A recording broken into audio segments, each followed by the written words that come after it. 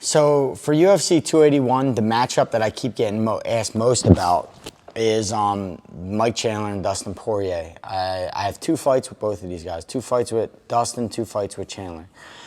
Both I went one-on-one. Some would say the no contest or whatever they want to call it, but I believe I beat Poirier in the first matchup. This matchup's interesting to me. I think there's a lot of elements to this fight. I believe that Mike Chandler has everything in his toolbox to beat Dustin Poirier. What I'm worried about is that he don't pull them tools out. Mike Chandler has dominant wrestling. He's significantly stronger than Dustin Poirier. Dustin in the clinch is not very strong. I feel like Mike is significantly stronger. He has the ability to take him down and dominate him on the ground. Will he do that is the biggest question. I don't, the way he's been fighting, he hasn't been using wrestling in UFC. He hasn't been using any wrestling at all.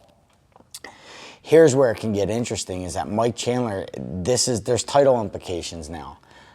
He may fight a less risky fight because he has a chance at a UFC title again. So he could go out there and he just showed everyone that he has blood and guts and he can fight a Justin Gaethje to the death, a back and forth war. So maybe he don't want to do that. He proved himself there, and this time around he wants to show that he can be intelligent. I feel like if I was part of his camp, that's what I'd be telling him to do. Hey, we showed everyone that you can be, you can be violent, you can be brutal, you can attack forward. Now let's show everyone that you can be intelligent and you can win a fight without taking damage. That's my path to victory for Michael Chandler. So if I'm his coach, that's what I'm telling him to do. Will he do it? We have yet to see.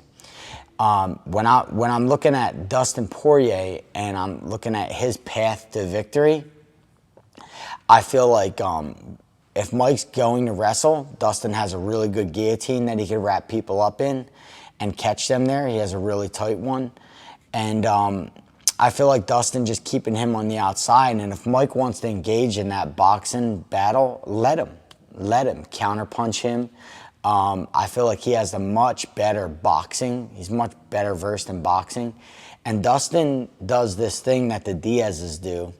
He kind of puts on like sprints. He did it to McGregor. He did when we fought our second fight, he did it to me. He puts on a 10, 15, 20-second sprint where he's just all volume, all gas, and he's able to stay in your face and not give you time to counter.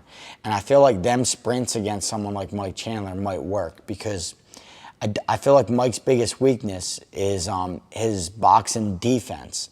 His offense is good. He punches powerful. He can knock people out. But defensive-wise, I think he gets a little bit stuck in the mud and he doesn't know where to go when he gets a little bit tired. So Dustin's biggest threat is the boxing, and I feel like if he puts them sprints on Mike, he can do a lot of damage and kind of get him out of there.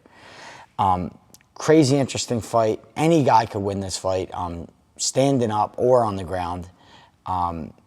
When it does come to that kind of battle, I usually ask myself at what point in their career are these two men? Like what point of career is Michael Chandler and what point of his career is Dustin Poirier? When I look at Dustin Poirier, I mean, I think he's still incredibly unsatisfied that he hasn't, won that UFC title. So there's still a little bit of a void there for him. And I think the same for Mike Chandler.